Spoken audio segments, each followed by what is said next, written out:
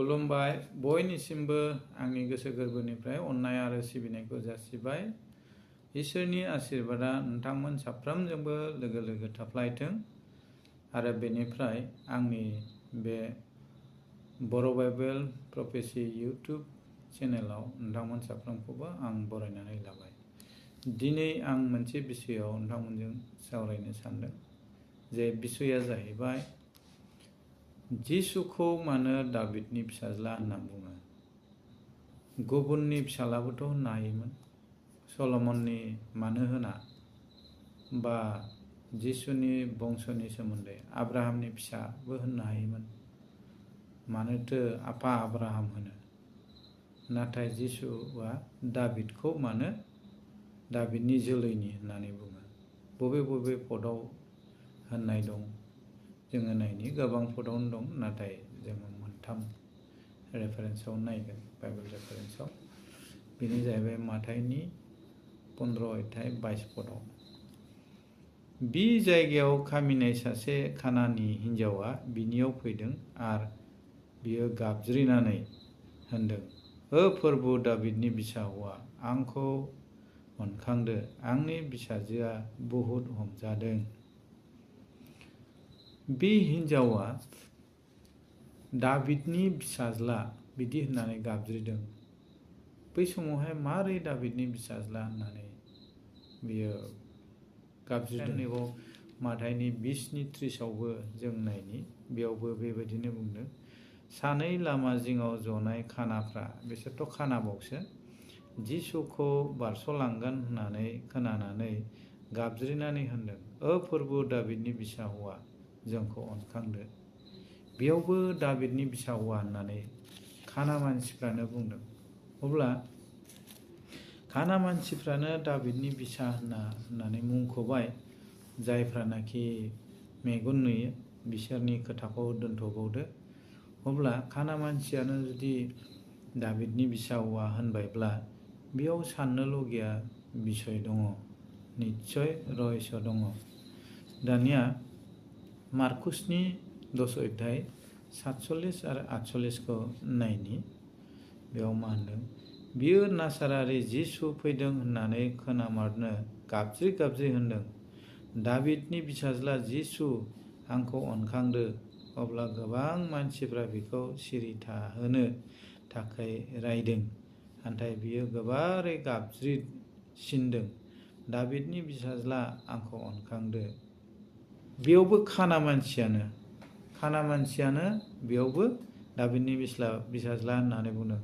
बेखौ गोजौआव लिरनाय दं नै, अब्ला सासे खाना बिबायग्रा थिमाइनि फिसाज्ला बारतिमाइया लामा जिङाव जबाय थादोंमोन। सासे खाना मानसि, मोननै जायगायाव प्रुफ जाबाय। माथाइनि 20:30आवबो सानै खानाया आरो नैबाव सासे खाना, बिसोरो दाबिदनि फिसाज्ला होनदों। थ' दाबिदजों आरो जिसुजों मा कानेक्सन, मा रिलेसन दं, बे साननोलगिया बिसय। बेयाव थाखोमानाय बिसया मा, जों बेखौ बिजिरनानै नायगोन। दाबिदनाव मा गुन दङमोन जों बेखौ नायग्रोनि।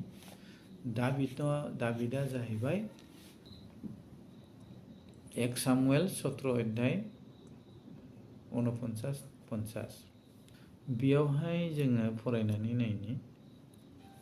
बेयाव मा होनदों, दाबिदा गावनि मनानिफ्राय अन्थाइखौ हाननानै फिनजुराव दोननानै गलियाथखौ खुबैहरबाय।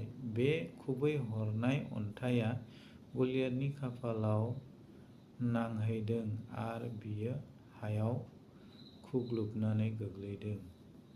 थुंग्रि गैयालाबानो दाबिदा फिनजुरनि अन्थाइ थाइसेजोंनो गलियाथखौ सिथारबाय।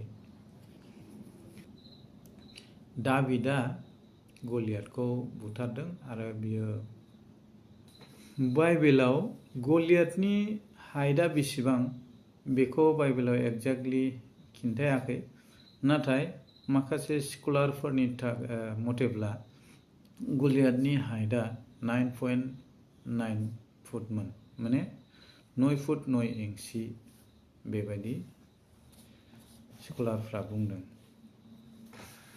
थ' बे जाइन्टसा माब्रैहाय नहनि बानानि उनावबो फैखो, बे मोनसे सोंनाय। बिनि भिडिअखौ सिगां होखांखाबाय, टाइम लाइनाव थांनानै नोंथांमोना नायबानो जाबाय। अब्लाबो आङो गुसुं बुंनोसै। बे जाइन्टस उजिनाया जेब्लानाखि बेखौहाय जागायजेननाय 6 अध्याय 1निफ्राय फरायलांबा मोनो, 6 अध्याय 2 पदआव, जे बे समाव पृथिबियाव सुबुंनि संख्या गोबां जाबायमोन आरो नहनि बानानि सिगांनि संसारा एसे गुबुनमोन। पृथिबिया बेनो, किन्तु एसे आलादा रोखोममोन। बै समावहाय अखा गैयामोन आरो जेब्ला पृथिबियाव मानसिया बुरजा जायो, बे समाव इसोरा 200 जन आर्फफोरखौ सुपारभाइजिंनि थाखाय थिनहरदोंमोन, माने नायदिंनो थाखाय बिसोरनो दायित्व हरदोंमोन। नाथाय आरो बे 200 जननि हेड, जायनाखि देरसिनथार आर्फ, बिनि नामा सामियाजामोन। आरो बिसोरो मानसिनि बिसाखौ जोबोर समायना नुबाय, मानसिनि फिसा हिन्जावफोरखौ, आरो बिसोरखौ इसोरनि बिसा होननानै बुंनाय जादों। इसोरनि बिसा होनोब्ला बिसोरो आर्फफोरनिफ्रायबो आरो स्पेसियेलसिन, बिसोरो टप रेंकआव थानाय। थ' बिसोरखौ सुपारभाइजिं खालामनो थिनहरबाय, नाथाय बिसोरो इसोरनि थिननायनि उल्था मावफैबाय। बिसोरो गावसोरखौनो इसोर होननानै सुबुंफोरखौ खुलुमहोबाय, 1 नम्बर। आरो 2 नम्बर खोथाया जाहैबाय, बिसोरो मानसिनि फिसाजोफोरखौ समायना नुबाय, खारन बिसोरो सोरगोआव बेबायदि नुवाखै, खारन जिसुआनो बुंखादों सोरगोआव हाबा होनाय जाया होननानै। संख्या बारायनो दरखार गैया, सोरगोआव संख्या बारायनायनि माबा गैया, थ' हाबा होनाय जानाय नङा। थ' पृथिबियाव फैनानै फिसा हिन्जावखौ नुबाय। थ' हौवा आरो हिन्जावखौ मानो दादों इसोरा? जे पृथिबियाव जोलै एरहोनो थाखाय। बेनिखायनो बिसोरखौ आदम आरो हवाखौ इसोरा सोरजिनानै बोर होना बुंदों ना, नोंसोरो संसाराव बुंफबहोदो होननानै।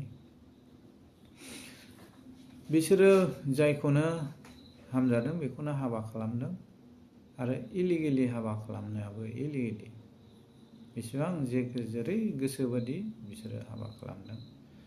आरो जेब्लानाखि बे आर्फफोरजों हाबा जानानै बिसोरो थायो, अब्ला बिसोरनिफ्राय बिसोरनि जे उजिनाय गथ'फोर, बिसोरनो दानबफोर बादि उजिबाय। मानोना सोरगोनि मेटेरियेलजों दानाय, खारन सोरगोनि मेटेरियेला जे सोरगोनि दानाय, बियो एभारलास्टिं, माब्लाबाबो खहा जाया। नाथाय पृथिबिनि बे संसारनि आदम आरो हवाखौ दानाया जाहैबाय हाजों दानाय। मानि थाखायथ' मानसिया थैब्ला हाजों गोरोबो। दा मोननै डिएनएजों क्रस जाबाय, डिएनएआ गुबुन गुबुनमोन। बे मोननै डिएनएआ क्रस जानायखाय बिसिनिफ्राय दानबफोर उजिबाय, ओरैबायदि गोजौ नारेंखल बिफांफोरजों समान। बिनि बाइबेल रेफारेन्सबो दं। बिसोरो दानबफोर बादि उजिबाय, आरो बिसोरनि आथिं आखाइ मोनसेयाव 6था आसि, मोननैजों 12था, आथिङावबो बेबायदिनो 6था आसि, 12था आसि, बेबायदि उजिदलाबायबाय। आरो डिएनएआ क्रस जालाजोब्बाय, आरो पापआ ओरैबायदि जाबाय, जथाय मोदाय बिसोरो स्टार्ट खालामबाय, जायजोंनो मोजां हाबा खालामनानै बिसोरो डिएनएखौ क्रस खालामनानै दानबफोर उजिबाय। नैबे दानबफोरखौ इसोरा सापर्ट खालामाखै। इसोरनि उद्देश्यआ बे नङामोन। इसोरनि उद्देश्यआ जाहैबाय मोजाङै नायदिंहरनो थाखायसो सुपारभाइजारनि थाखाय थिनहरदों। आरो सैताना आरो बे आत्माफोरखौनो बाहायबावदों, पापाव खोख्लैदों बुरखायनानै। आदम हवाखौ जेरै पापाव खोख्लैदोंमोन बेबायदिनो सोरगोनि दुतफोरखौबो पापाव खोख्लैदों सैताना। दा बेनिखायनो बिसिनिफ्राय उजिनाय जे बिसाफोर, बे बिसाफोरखौ इसोरा एक्सेप्ट खालामाखै। बेनिखायनो जेब्लायबो मानसिजों इसोरा सापर्ट खालामदों। थ' जोंनि गोबाङा बुङो जे इसोरा अननाय गैया नामा, मानो एथ' दैबानाजों बुथारलाबायदों। बै समाव मानसिया पापल' नङा, गासैबो डिएनएआ क्रस जाजोबदों, नस्थ' जादों। ओरैबायदि जाबाय, नहनि न'खरनि बादै सासेबो मानसिया धोरोमिया गैया होनदों। मिन्स मोनसेबो डिएनएआ थिग गैया। जेब्लानाखि इसोरा इस्राएलफोरखौ मिसरनिफ्राय दैखोनानै लाबोदों, कानानाव हाबनो थिनदों, बिनि बे कानान हादोरनि फिथाइ सामथाइफोरखौ फार्स्टआवहाय जानोबो बादा होदोंमोन ना। बेयाव डिएनए मोनसे पाप हाबनानै थायो डिएनएआव, जाहाथे नैबे नहनि ब्लाड लाइनखौहाय बियो लाखिनांगौखाय, गोथारै लाखिनांगौखाय बियो बै जे मानसिफोर, बे मानसिफोरखौ बे दैबानाजों बुथारजोबदों आरो जिब जुनारफोरखौबो बे बुथारजोबदों। गासैबो क्रस जालाजोब्बायमोन डिएनएआ। बेनिखायनो सोरनिबा खर'आ सासे मानसिनावनो मोननै गाहाम, मोनथाम गाहाम, सोरनिबा ससे मोदोम, ससे मानसि, ससे गराय, ससे मानसि, ससे ना, नैबायदि क्रस खालामजोबदों सैताना। मानसिनि डिएनएखौ क्रस खालामनो थाखाय, गासैबो नस्थ' खालामनो थाखाय सैताना बे पलिसिखौ लादों। बेनिखायनो इसोरनियाव अपसन गैयामोन। बेनिखायनो इसोरा दैबानाजों गासैबो बुथारजोबनानै बे नहनि ब्लाड लाइनखौ गोथारै लाखिनो थाखाय नहनि फेमिलिखौ बासायदों। नाथाय सैताना ओरैबायदि, खारन बियो गासैबो जिब जुनारनि दारैनो डिएनएखौ बासायनानै लाखिदों। बेनिखायनो नेक्स्ट लेभेल, दैबानानि उनावबो जायन्स जाखांफिनबावदों। आरो नायबाय, सासे साधारन डेभिड, एथ' सासे लावखार थानाय, बे दाहोना थानाय, बे एफा गोजौ गिदिर 10 फुट गोजौ गिदिर मानसिखौ बोरै बुथारनो हाथावथाव? इसोरा जुदि हेफाजाब खालामाबा, इसोरा जुदि दाभिदजों थाफायामोनब्ला। थ' इसोरा दानबखौ सापर्ट खालामाखै। बेनिखायनो बे मानसिजों थानानै दानबफोरखौ फोजोबबोबाय थादों। नै दानि जेनेरेसनसिमावबो बै समनि जे दानबफोर, बिसोरो डिएनएखौ दासिमबो दोनदों। नाथाय नै दानि जेनेरेसननि मानसिनि हाइटखौ खम खालामनानै बे लेभेलाव दोननानै दङ बिसोरो। मानो होनोबा बै फुराना हाइट गोजौ, गावसिनि अरिजिनेल बडि स्ट्राक्चारखौ लायोब्ला बियो बुथार जायो, थावरिया। बेनिखायनो सैतानाबो गुबुन मोनसे एंगेलै दा गावनि हाइटखौ दोनखोमानानै मानसिनि समान हाइटआव थानानै दा बिसोरो पृथिबिनि देरसिन जौसिन पदआव थानानै बिसोरो संसारखौ सलायगासिनो। बेनिखायनो गासैबो इसोरनि सोरजिनायनि उल्था थांगासिनो दं। जोंनि मानसिया बेखौ हुस गैया। दा बे इसोरा दानबफोरखौ हेफाजाब खालामैखाय मानसिनि दारै बै समाव फिजिकेलि मोदोमखौ दाभिदा बुथारदों। उनावबो दाभिदा आरोबाव बुथारदों। बेखौ बहा मोनगोन? 2 सामुएल 21, 19 आरो 20।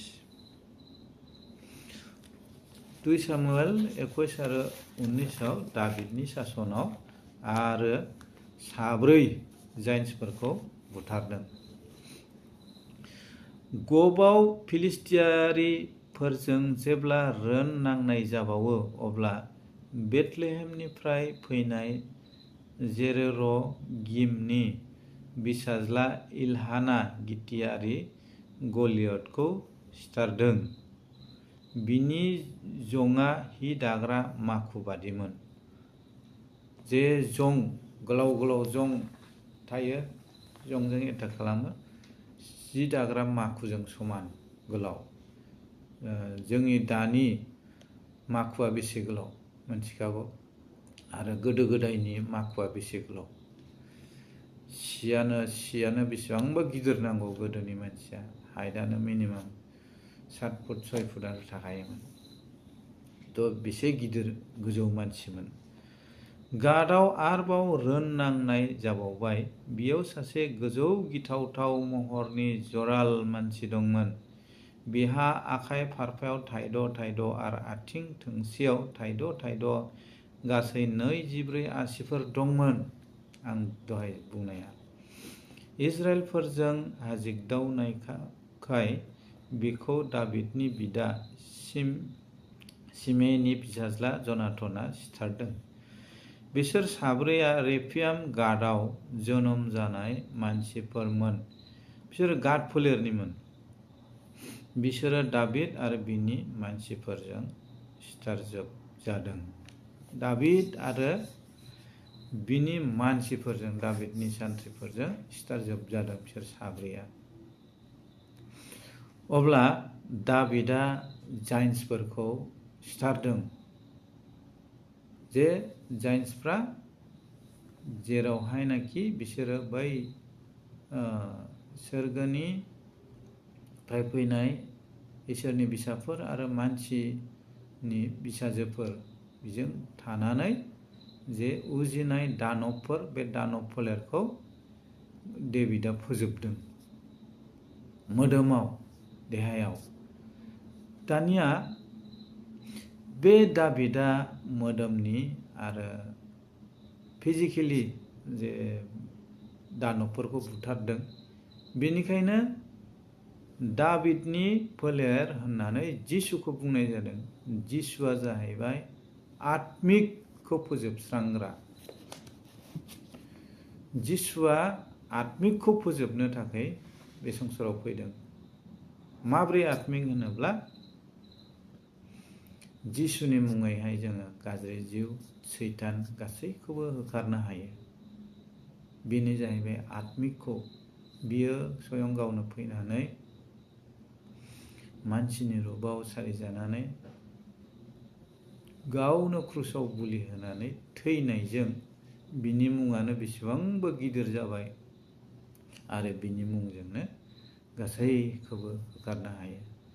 दाबिदजों आरो जिसुजों कानेक्सना नैबेनो। दाबिदा जाहैबाय फिजिकेलि दानबफोरखौ बुथारदों, फोजोबदों, आरो जिसु ख्रिस्ट'आ आत्मिकआव जे गाज्रि जिउ, आत्मानि थाखाय जुद्ध नांनानै आत्मानि गाज्रि जिउखौ फेजेनफैदों। बेनो दाबिद आरो जिसुनि कानेक्सना बेनो। बेखिनिखौ आं बुंबाय नाजारेथ जिसुनि मुङै। आमेन। खुलुमबाय। गड ब्लेस।